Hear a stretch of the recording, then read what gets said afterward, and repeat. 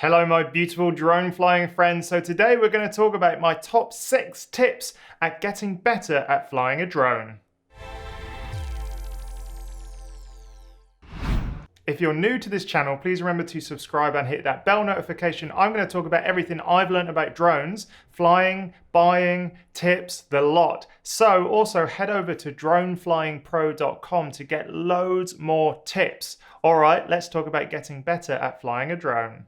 This video is based on an article, so go to droneflyingpro.com and then type in how can I get better at flying a drone, and you will come across an article which will help you in more ways than this video, or more ways than I can cram into this short video. All right, so I'm going to talk about the 6 things that I think make anyone better at flying a drone. When you first get a drone, you know, modern technology and sensors and GPS location all means that you can take a drone, you know, this is the Mavic Air, and within about 5 minutes, really, you're flying with no issue whatsoever, because if you just let go of the controls, the drone will hover, hold its position, and just chill out and wait until the next kind of command from the remote control. So it's really easy to take off and get started, but you know, we all want to get better, right? And so yeah, here are the ways that I recommend you can get better at flying a drone. The first thing is all about the sensors and drones. So what I recommend to a lot of people is that you start with a beginner drone. This is one with way less sensors than, say, the DJI Mavic Air Pro series or Phantom series. You know, on this Mavic Air, there's forward-facing sensors, there's back-facing sensors, and there's even sensors underneath the drone, which tells me, you know, if I'm near stuff. It's also got GPS, which will hold its position in space. And, you know, those can kind of work against you a little bit when you are a new pilot. So you should really buy a drone that allows you to practice hovering, practice kind of keeping the drone stable in a load of conditions. These should be cheap. These should be not kind of super tech orientated. They don't even need to have cameras. You know, just buying a drone that allows you to practice all of the basics, you know, hovering, doing the circle work, the yaw, pitch, and roll. All of these things, you know, need to be practiced. Now, I recommend actually that people get the DJI Mavic Mini. I'll put a link in the description below. And that has got all of the kind of like fancy stuff like geolocation, but it hasn't got the sensors, which mean that you kind of are super confident, just throttle around. It still needs you to focus a little bit on the act of flying a drone. And so, yeah, reduce the amount of money you're spending, buy the cheapest one that is good quality. I'll put a few options in the description. And yeah, the Mavic Mini is a great place because it allows you to have all of the awesome impact and features of a drone, but it doesn't have the fancy sensors, which work against you if you're trying to get better. How to get better at flying a drone? You know, when you start to think about getting better and mastering, you come across these theories where it's like you need to spend 10,000 hours practicing. But I came across an awesome TEDx video presented by Josh Kaufman, who talks about learning any skill to a good level within 20 hours. You know, to master it, sure, you need the 10,000 hours of practice, but to get good at something, you only need about 20 hours. So if you spend like 20 days in a row, 1 hour a day, just going out, fanging around, you know, each of these batteries lasts about half an hour. So if you get a couple of these, you can easily do that. And 20 days is not too much of a time commitment. And it basically comes down to this, you know, like, what skills do you want to learn? You need then to deconstruct the skill and then learn enough to self-correct. Now that can be a little bit challenging, but with things like YouTube, it's so easy. So for example, if you want to get better at, let's say, drone photography, so what does that look like? That means going out, learning about framing, learning about composition, learning about operating the manual modes of the camera, the ISO, the aperture, the shutter speed, all of that.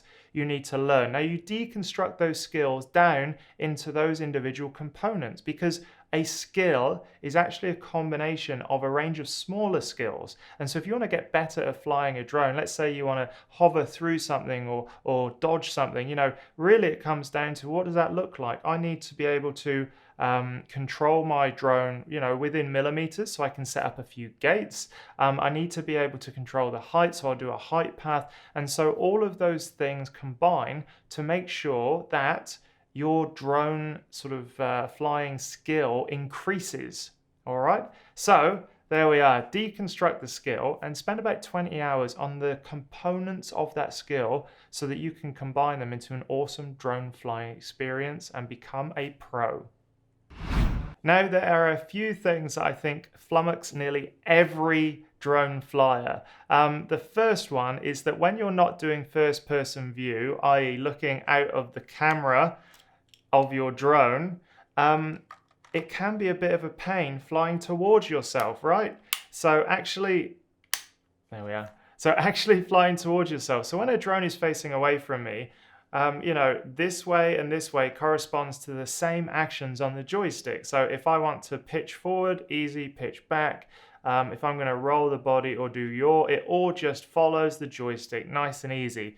It gets really difficult when it's facing towards you, because roll, roll, yaw, yaw, and pitch are completely different. They're on the other side. They're actually reversed. And so what I like to do is sort of like practice that action by flying away from myself, turning around, and then trying to do different patterns in the air as the drone is flying towards me. That is a mental challenge that a lot of people kind of have to get over when they first buy a drone. So do that.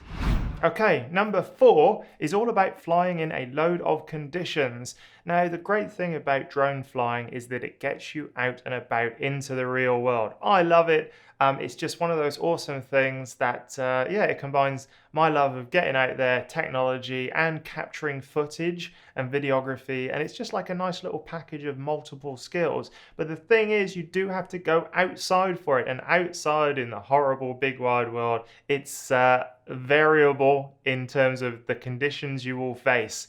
So look, there's no two ways about it. Getting out there and practicing as much as possible in terms of wind conditions, sun conditions, you know, stay away from wet conditions. You can do snow, but you know, not.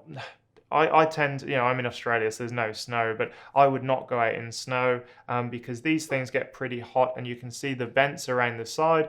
There's a little divot here, which is kind of interesting because water and snow can collect there, and then it can go into the vents, which we do not want.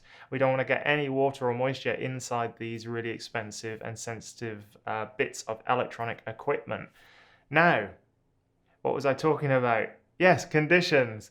Doing lots of flights in a variety of conditions. My biggest one is wind. Now, a rule of thumb is you should not fly in wind gusts greater than 2/3 of the maximum speed of your drone, just because, you know, your drone will not be able to handle it and fight against that sort of wind speed. So if it's below that and it's, you know, if it's a little bit under, that's where I like to go out and test my drone flying skills. I'll get drone high wind warnings on the Go 4 app, but overall it's a great way to test, you know, all of my skills and also the drone's capability, because when I first bought this drone, I was so scared of taking it out, even in the mildest of winds. But now I've seen what it can actually handle. I'm super confident in it. I love sending it out, and it just feels so cool to just sort of like fang around, take some photos, get some great video, and have confidence that it will return. So get out in lots of conditions.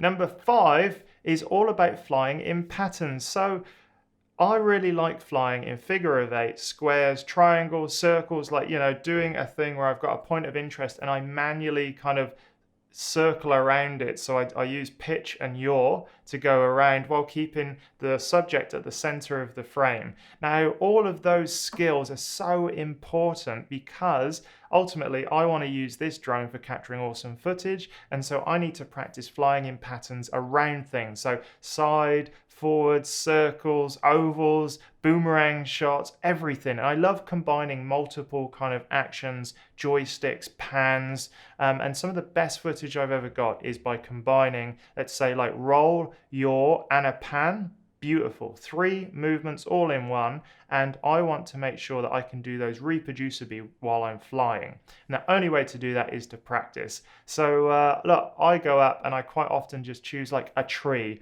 or a pole or a person, and I just try to keep them in center frame, and I just practice my skills. And so flying in reproducible patterns is kind of like when a musician or a guitarist learns riffs so that when they solo, it sounds so awesome, but really it's just a combination of things they've practiced before.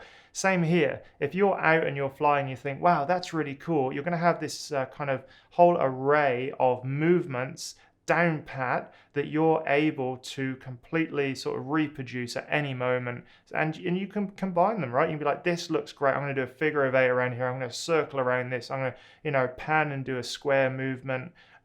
Whatever it is, that's gonna help you become a better drone flyer. So get out, practice simple shapes, panning, droney shots, try to replicate all of the automated shots if your drone's got it manually, and you'll be amazed at how much better that makes your drone footage, because you've got infinite and kind of tiny control on the movements of the drone, and it just makes every shot unique. Okay, number 6 is all about the DJI free flight simulator. So go to the article that this video is based on. I'll put the link in the description, and I've got there all of these flight simulators. Now, we talked about going out and flying in a load of conditions. The issue is sometimes rain, snow, high wind stops you from going out. The great news is that DJI have a free flight simulator, so you can get out and just practice all of these things. There are also other flight simulators out there. I've put them in the article. Go check that out. And yeah, that seems like a really awesome way to practice without having to worry about batteries, equipment, damaging your drone, all of these things that can kind of just get in the way of having fun. So using a flight simulator, I think, has a place if you're trying to get better at flying a drone. So go check out all of those in the article that I've linked in the description. Okay, so there we have it. There are all of the things that I think you should do to get better at flying a drone. Let me know in the comments what you would add to that list, and I shall see you in the next video. If you've liked this video, please remember to give it a thumbs up and subscribe, and I'd love to share more information with you next time you drop by. All right, I'll see you later.